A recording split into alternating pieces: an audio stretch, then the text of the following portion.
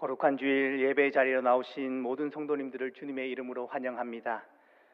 하나님의 계획하신 은혜와 평강을 누리시는 복된 주일 되시기를 주님의 이름으로 축복합니다. 또한 특별히 추석 기간 가족과의 만남을 위해 오가시는 모든 성도님들의 그 걸음 가운데 하나님의 동행하심과 지켜주심이 함께 하시기를 소망합니다. 명절하면 어떤 마음이 드시는지요? 다양한 감정들이 동시에 경험되시는 분들이 많으시리라 생각됩니다. 오랜만에 만나는 가족들을 이렇게 떠올려 보시면 참 반가운 마음, 즐거운 마음들이 우리 마음 안에 생기죠. 그러나 다른 한편으로 먼저 하나님 나라로 떠난 가족들이 생각나 그리움과 슬픔의 감정들이 우리의 마음을 치고 들어오기도 합니다. 또 다른 한편으로 만남에 대한 부담감이 있을 수 있겠죠. 음식에 대한 걱정을 하시는 분들도 아마 많이 계시지 않을까라는 생각을 해보게 됩니다. 가족들이 모여서 함께 먹고 즐기는 시간을 위해선 누군가의 헌신과 희생이 필요하기 때문이죠.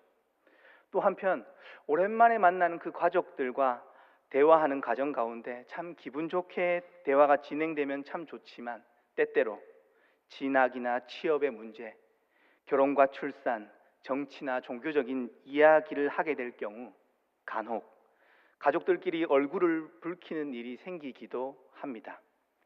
언제 취업할 거냐, 언제 결혼하냐, 손주는 언제 보여주냐, 이런, 그리고 매주 교회 잘 나가고 있냐, 이런 얘기를 하게 되면 그 다음 명절 때 얼굴 보기 힘들 수도 있겠죠.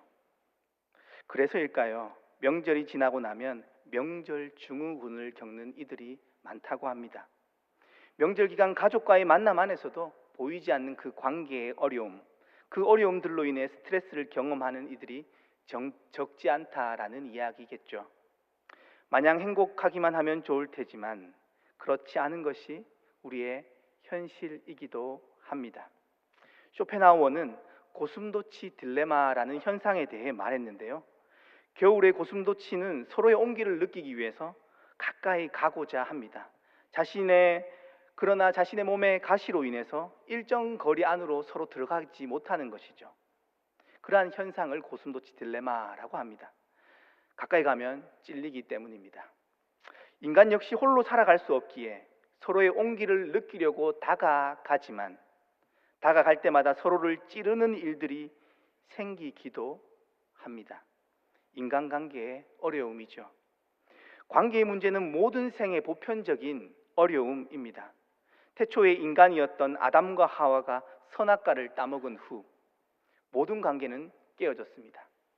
서로가 서로에게 잘못을 떠넘기고 있었던 그 장면을 통해 타락한 인류에게 나타나는 재현상이 무엇인지를 우리에게 말해주고 있죠. 그것은 관계의 문제였습니다. 하나님과의 약속이 깨어진 자리에 죄가 들어오므로 하나님과의 관계, 인간과의 관계, 인간과 모든 피조물과의 관계가 연쇄적으로 무너지게 되었던 것이죠. 그렇다면 구원이란 무엇일까요? 우리는 쉽게 예수님을 믿고 구원받는다라는 표현을 자주 사용합니다. 예수님을 믿고 구원받는다는 의미는 다양한 층위에서 해석되고 이해될 수 있는 표현일 테죠. 여기 계신 모든 분들은 예수님을 믿고 구원받은 하나님의 자녀들이죠. 믿으시죠? 그런데 그 의미에 대해 서로 이야기한다면 서로 다른 방식으로 표현하고 이해할 테죠. 그 이유는 구원에 대한 이해의 폭과 그 깊이의 차이가 있기 때문일 것입니다. 교회 공동체 안에서 구원을 경험한다라는 것, 그것은 어떤 의미일까요?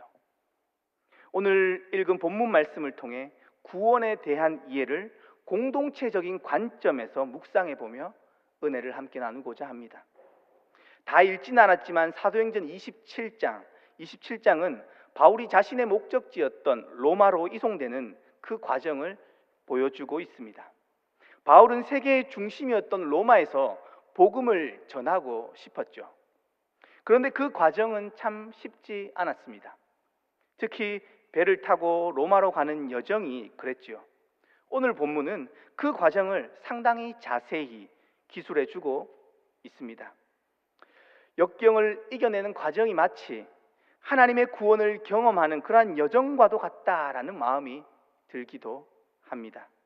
먼저 8절을 보시면 간신히 그 연안을 지나 미양이라는 곳에 이르렀습니다. 배가 전진하기 힘들 정도로 강한 바람이 불어왔기에 미양이라는 항구에 정박하게 된 것이죠. 미양은 말 그대로 아름다운 항구라는 뜻입니다. 그런데 이름과는 달리 배가 정박해서 머물기에는 좋지 않은 조건들을 가지고 있었던 항구였습니다. 12절을 보시면 그 항구가 겨울을 지내기에 불편하였음을 말해주죠. 그러니 선장과 선주는 다른 항구로 이동하려고 했겠죠. 그런데 바울은 여기가 조금 불편하기는 하지만 강한 바람이 부는 이 시기가 지나기까지 여기에 머물자라고 제안합니다. 그러나 바울의 말을 들어줄 리가 없었겠죠. 11절을 보시면 백부장이 선장과 선주의 말을 바울의 말보다 더 믿었다고 말해줍니다.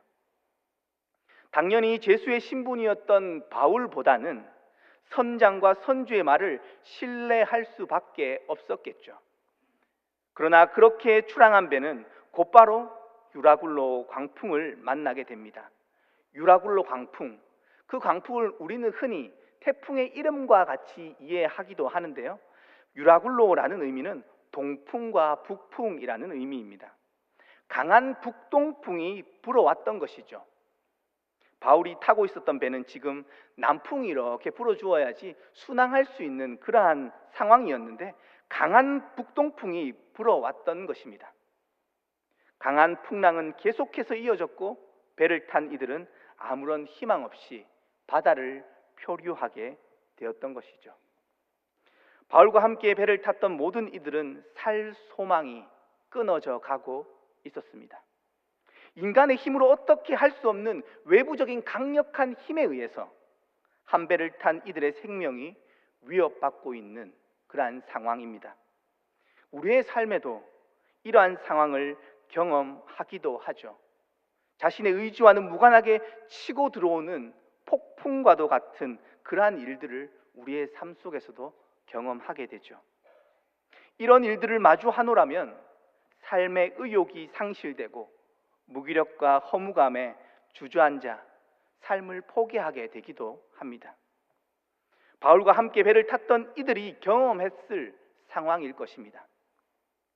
바울은 출항 전부터 분명히 위험하니까 조금 더 머물자고 했는데 자신의 말을 들어주지 않았던 이들이 원망스럽지 않았을까요? 21절을 보시면 그런 감정이 조금 묻어 있는 듯합니다. 내 말을 듣고 그에 대해서 떠나지 아니하여 이 타격과 손상을 면하였더라면 좋을 뻔하였다라고 말하고 있죠. 그러나 원망스럽다고 한들 무슨 소용이 있을까요? 그들은 한 배를 타고 있는 공동 운명체였습니다. 한 배를 탔다는 것은 그것을 상징해 주는 것이죠. 바울은 생명의 불씨가 꺼져가는 그 현장에서 무엇을 했을까요? 하나님의 뜻이 무엇인지 구했을 겁니다. 그때 하나님께서 바울에게 폭풍 속에서도 두려워하지 말고 평안하라고 말씀해 주시며 너에게 맡긴 그 사명을 내가 이룰 것이다 말씀하시며 이 배에 탄 모든 생명을 지켜주시겠다라고 바울에게 말씀하셨습니다. 여기에서 발견되는 놀라운 은혜는 바울을 통해 배에 탄 모든 이들이 함께 구원을 경험하게 된다라는 것이죠. 구원은 개인적이면서 동시에 공동체적임을 드러내고 있습니다. 하나님의 은혜와 그 구원은 하나님의 사람을 통해 그가 속한 공동체 안으로 구체적으로 임하게 된다라는 것이죠. 사랑하는 제1의 성도님들, 믿지 않는 가족들을 위해 분명 기도하고 계시는 분들이 계시죠. 여러분들을 통해 믿지 않는 가족들에게 하나님의 은혜, 그 구원이 임하게 되시기를 주님의 이름으로 축복드립니다.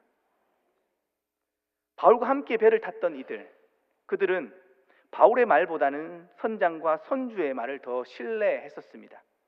그러나 시간이 지나면서 바울이 믿고 의지하는 하나님을 조금씩 알아가는 모습들을 보게 되죠. 혹 지금 사랑하는 가족들이 나의 이야기, 믿음의 이야기보다 세상의 이야기에 더 귀를 기울이는 모습을 우리는 만나게 될지도 모릅니다. 그러나 믿음의 사람들은 하나님의 때를 기다려야 하죠. 하나님의 때를 기다리며 그들과 함께 하는 것, 그들과 함께 하는 것, 그것이 너무나도 중요합니다. 대화가 되지 않는다고, 손해보는 것만 같다고 해서 만나지 않고 관계를 단절하는 것이 아니라 조금 손해보더라도 그들과 함께 해 주어야 합니다. 하나님의 때까지 끝까지 함께 해주는 것, 그것은 결코 쉬운 일이 아닙니다.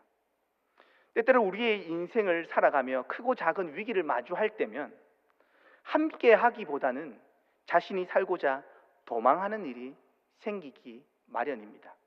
바울과 함께 배를 탔던 이들 중에서도 선원들에게서 그러한 모습이 나타나고 있습니다.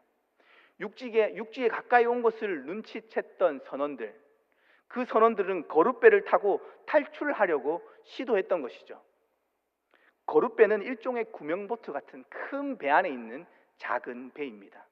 선원들이 그 거룻배를 타고 자신들만 살려고 도망치려 했던 것이죠. 그때 바울은 선원들이 없다면 배 안에 있는 모든 이들이 함께 살 수 없다라는 것을 알았기에 그들을 막아서고 있습니다. 이렇듯 개인과 공동체는 언제나 유기적으로 연결되어 있음을 우리는 발견하게 됩니다. 하나님의 구원 역사가 공동체성을 가지고 있다라는 것이죠. 그럼에도 개인화된 현 시대 속에서 어느덧 구원을 개인적인 차원에서만 해석하고 이해하는 경우들이 참으로도 많습니다. 그래서일까요? 교회 내에서도 공동체성이 상실되고 개인화된 그 신앙생활만을 하는 경우들을 종종 만나게 되죠. 주일 예배만 참석하는 것으로 신앙생활을 잘 하고 있다고 착각하는 것입니다. 예배라도 나오는 것이 어딥니까? 라고 그런 마음이 드시는 분들이 있을지도 모릅니다. 사랑하는 제1의 성도님들, 성도와의 교제를 회복하실 수 있으시기를 바랍니다. 교회의 공동체성이 상실될 때 교회는 그 본질적인 의미를 잃어버리게 될 것입니다. 구역과 순모임에 참여하시기를 권면드립니다. 구역장님들과 순장님들께서 보이지 않는 곳에서 늘 수고하고 헌신하고 계십니다. 전화나 문자가 올 때 반갑게 받아주시고 함께 해주시는 것, 그것만으로도 아마 앞에서 섬기는 분들은 큰 힘이 될 것입니다. 조금 더 나아가 가능하시다면 하나의 부서를 섬기는 것도 건강한 신앙생활을 위한 큰 도움이 되시리라 생각합니다. 신앙생활에 있어 공동체성은 너무나도 중요하기 때문입니다. 구약에서 하나님이 이스라엘 백성을 구원하시는 그 과정을 보면 언제나 공동체적인 구원이었습니다. 출애굽의 과정에서 모세라는 한 사람을 부르셔서 이스라엘 공동체 전체를 구원하셨죠. 수많은 사사들과 선지자들을 세우셔서 한 개인을 넘어 공동체를 구원의 자리로 이끄셨던 모습들을 우리는 말씀을 통해 늘 마주하게 됩니다. 예수님께서 걸어가셨던 그 십자가의 길, 그 길은 나를 위한 길이며 우리를 위한 길이며 온 인류를 향한 구원의 걸음이었습니다. 그런데 언제부턴가 구원을 개인화하기 시작했습니다. 개인의 구원에만 천착하게 된 것이죠. 그때부터 교회는 파편화되었고 신앙의 본질을 잃어버리게 된 것은 아닐까요? 혼자서 신앙을 잘 지키기란 여간 어려운 일이 아닙니다. 그렇기에 하나님은 우리에게 믿음의 공동체를 허락하셨던 것이죠. 신앙의 본질을 새롭게 생각해 보아야 할 때입니다. 공동체에 소속되지 않고 유튜브로 설교를 듣는 것만으로 신앙생활 한다라고 오해해서는 안 될 것입니다. 우리의 신앙이 나 혼자 예수님을 잘 믿어서 이 땅에서 복받고 죽어서 천국 가는 것이라면 이러한 신앙 속에는 신앙의 공적인 가치를 놓치게 될 것입니다. 때때로 교회 안에서 사람과의 관계로 인해서 상처를 경험하신 분들, 그런 분들도 분명히 계시리라 생각됩니다. 그러나 구덕이 무서워서 장을 못 담궈서야 되겠습니까? 믿음의 걸음을 한 걸음 내디뎌서 믿음 안에서의 교제를 경험하실 수 있으시기를 주님의 이름으로 축복드립니다. 구원의 공동체성은 하나님과의 올바른 관계를 기반으로 이웃과의 관계가 회복되는 그러한 경험을 이야기하는 것입니다. 죄는 이웃과의 관계를 찢어 놓았습니다. 공동체적인 구원의 경험은 깨어진 그 관계를 다시 연결시키는 하나님의 은혜의 사건인 것이죠. 오순절 성령 강림 사건을 기억하시죠? 깨어졌던 언어가 하나가 되는 놀라운 모습을 보여주었습니다. 이는 깨어진 관계를 연결시키시는 하나님의 구원 사역에 대한 깊은 상징을 담고 있는 것이죠. 사랑하는 제1의 성도님들, 믿음의 교제 안에서 새롭게 하나님의 구원을 공동체적으로 경험하게 되시기를 축복드립니다. 이어서 구원의 여정은 채움과 비움의 과정이라고 말씀드릴 수 있겠습니다. 무엇을 채우고 무엇을 비우는 것일까요? 바울은 배 안에 있는 모든 사람들에게 함께 육지에 안전하게 도착하기 위한 구체적인 지침들에 대해서 이야기하고 있습니다. 먼저는 살 희망을 잃은 이들과 함께 먹는 것이었습니다. 사람이 희망을 잃으면 곡기를 끊는다고 하죠. 먹는다는 것은 생의 희망을 부여잡는 일이기도 합니다. 인간적인 가능성으로는 도저히 희망을 찾을 수 없는 이들에게 바울은 하나님의 약속을 통해 일어설 용기와 희망을 선포하고 있습니다. 35절을 보시면 떡을 가져다가 모든 사람 앞에서 하나님께 축사하고 떼어 먹기를 시작하고 있습니다. 배 위에서 함께 먹는 장면이 마치 예수님의 최후의 만찬, 성찬을 연상시키죠. 풍전등화와 같은 그 상황이지만 바울은 함께 떡을 떼며 예수 그리스도의 그 피 묻은 복음을 전했을 것입니다. 그 후 36절에서 다 안심하고 받아 먹는 장면으로 이어지는데요. 여기서 안심하다라는 표현은 원어적으로 볼 때 담대해졌다라는 의미가 포함되어 있습니다. 죽음의 공포에 떨고 있었던 사람들이 이제야 비로소 마음의 안정을 경험하고 담대해졌던 것이죠. 하나님 안에서 누릴 수 있는 참된 평안, 그것을 공동체적으로 함께 누렸던 순간입니다.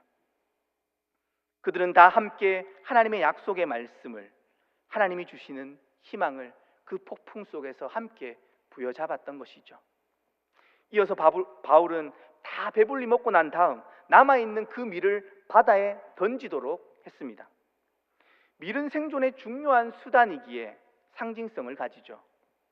먹고 사는 것이 참으로 힘든 시대를 살아갑니다. 그러나 어느 시대나 먹고 사는 것이 힘들지 않았던 시대가 있었을까요? 먹는 것은 우리의 생존에 중요한 일이기에 우리의 욕망을 강하게 충동하죠. 하나님께서 만나를 처음 허락하셨을 때 이스라엘 백성들은 그것을 저장하고 쌓아두려고 했었습니다. 그러나 하나님은 하루치 이상의 것들을 모두 썩어 버리게 하셨죠.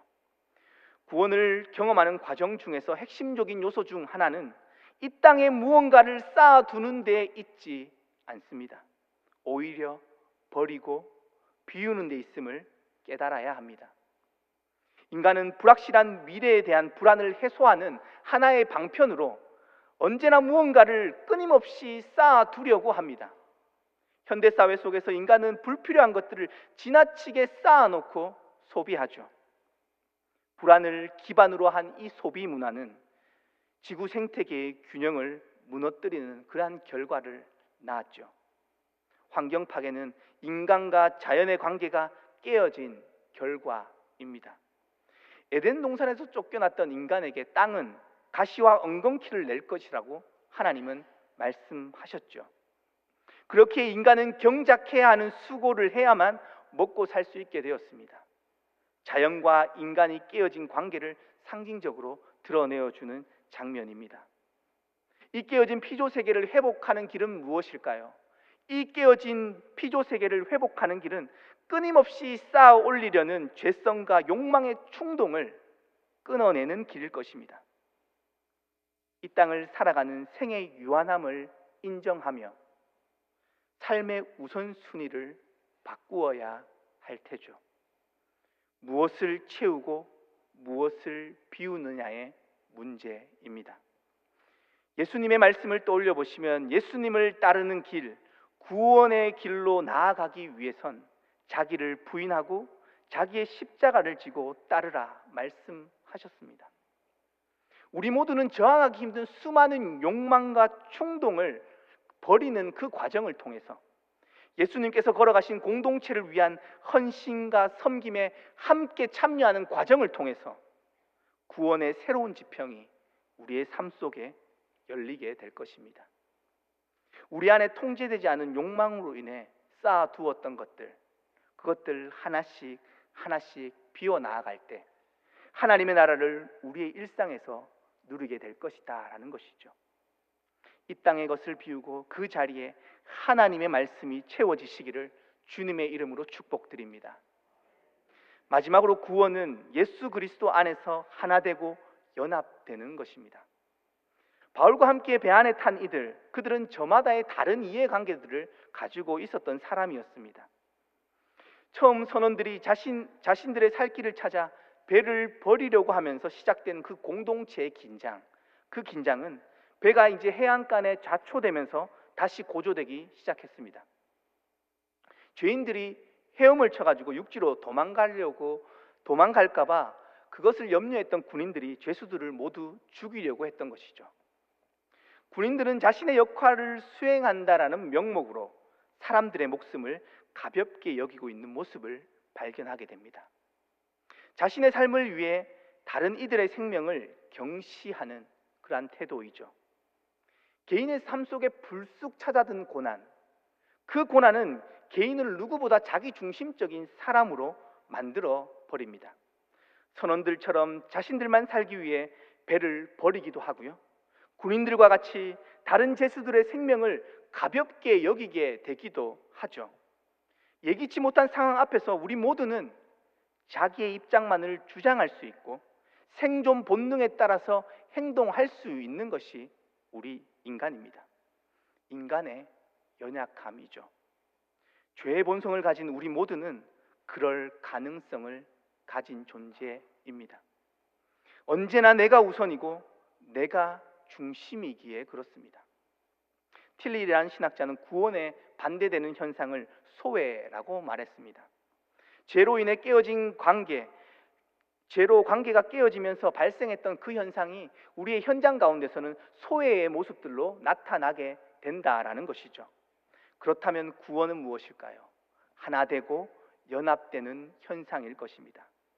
인간의 이기적인 욕망과 본성을 넘어서는 길, 그 길은 구원이 개인에게만 주어진 것이 아니라 공동체에게 주시는 하나님의 은혜라는 그 사실을 기억할 때 우리 모두가 서로 연결되어 있고 함께 구원을 향해 부름받은 이들임을 인식하게 될 때 다른 이들을 보다 관대하게 수용하고 받아들일 수 있을 것이 분명합니다. 여기에서 중요한 것은 나와 다르다고 해서 타자를 악마화해서는 안 된다는 것이죠. 죄인들을 죽이려고 했던 그 군인들의 태도, 그 태도는 우리가 쉽게 취할 수 있는 그러한 태도입니다. 바리새인들이 취했던 태도이기도 하죠. 선을 긋고 차별하고 배제하는 것입니다. 그러나 우리는 모두 서로에게 타자임을 기억해야 합니다. 함께 살아가지만 우리는 모두 다를 수밖에 없는 존재이죠. 그래서 서로를 소외시키고 소외당하며 이 땅을 살아갑니다. 이 땅에 오신 예수님은 이 깨어진 관계 속에서 살아가는 모든 이들을 위해 이 땅 가운데 오셨죠.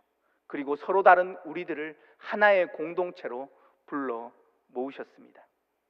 하나님의 부르심은 우리 안에 있는 수많은 이기적인 기준들을, 인간적인 기준들을 내려놓고 서로를 향해 열려있는 구원의 공동체, 환대의 공동체를 만들어 가라는 것이었습니다. 이 땅을 살아가는 수많은 관계는 끊임없는 긴장 속에 있지만 하나님은 예수 그리스도 안에서 모든 관계가 하나로 연결되는 궁극적인 구원, 그 하나님의 나라를 이 땅 가운데 이루시기를 원하셨던 것이죠. 교회는 이렇게 함께 지어져가는 공동체입니다. 바울이 에베소서에서 그려주는 교회는 온 우주를 품어내도록 부름받은 이들의 공동체였습니다. 온 우주를 품어야 할 교회가 우리 안의 작은 차이로 갈등하고 배제해서는 안 될 일이죠. 세상을 품는 교회, 그 교회의 시작은 타자를 향한 배려와 차별 없는 이웃에 대한 사랑의 실천에서부터 시작될 것입니다. 예수 그리스도의 은혜 안에서 개개인의 완고한 인식의 틀, 그 인식의 틀을 깨고 나와야 합니다. 그때서야 비로소 바울과 함께 배를 탔던 모든 이들이 구원을 경험한 것처럼 우리도 하나님께서 허락하시는 새로운 구원의 지평으로 나아갈 수 있게 되겠죠. 사랑하는 제1의 성도님들, 하나님께서 우리를 초대하시는 구원의 여정은 하나님의 은혜로 나를 넘어서는 과정입니다. 먼저 하나님은 우리 한 사람 한 사람을 인격적으로 부르시죠. 그와 동시에 우리를 공동체로 부르십니다. 우리는 교회라는 공동체 안에서 나라는 자아가 쌓아 올리는 그 높은 장벽을 무너뜨려 가며 새롭게 하나님을 만나고 경험해야 합니다. 이 과정에서 우리는 다양한 아픔을 경험할지도 모르죠. 나와 다른 이들을 마주해야 하기 때문에 그렇습니다.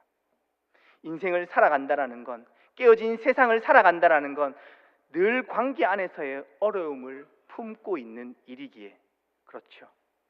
그러나 동시에 그리스도를 머리로 하는 그 교회 공동체 안에서 온전한 관계를 회복하는 그 경험을 하게 될 때 그 어디에서도 줄 수 없는 기쁨과 감격을 교회 공동체 안에서 함께 누리게 될 것입니다. 혹 다양한 관계의 어려움을 겪고 계시는 분들이 계시다면 구원의 공동체성이라는 이 이야기가 쉽게 삼켜지지 않을지도 모릅니다. 머리로는 이해되지만 감정적으로는 받아들여지지 않을 수도 있을 테죠. 그러나 한번 도전해 보시기를 바랍니다. 나와 깨어진 관계에 있는 그도 하나님 안에서 함께 구원을 받아야 할 대상임을 기억하며 하나 되고 연합되기를 힘써 보면 어떨까요? 힘들지만 주님의 말씀에 순종하는 모든 성도님들의 삶과 가정과 모든 관계 위에 성령님의 하나 되게 하심의 은혜가 가득하시기를 주님의 이름으로 축복드립니다.